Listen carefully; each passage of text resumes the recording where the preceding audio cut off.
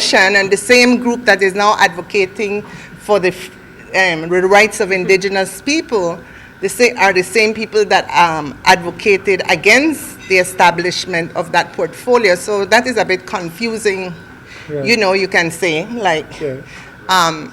wouldn't that have been the best platform for you to be heard? It doesn't mean that as a minister and as a representative of government, I am not bringing to cabinet their concerns, because I am bringing it to cabinet.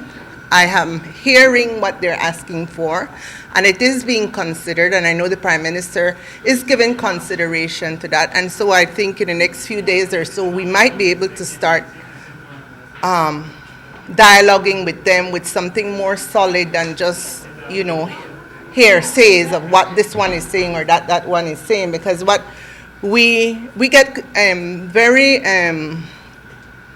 confusing or contradictory information.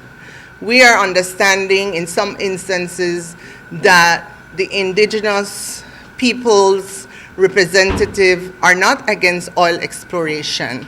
All they want is assurance in how they would benefit economically and how their cultural and traditional practice would be preserved. Then in the next instance, you hear that people are saying no to oil. What needs to be done is that we need to set up a framework, a mechanism in which to engage indigenous people. And I don't think that that mechanism is there yet. If you live in the South, you know for a fact that the groups themselves have issues within who is their leader and who are they representative of. And I think those are the things that need to be resolved within their group and not put all that responsibility within government. But in the near future, I am hoping that we will get together with them and be able to set up the mechanisms to engage them. But I don't think there's any rush to do this haphazardly.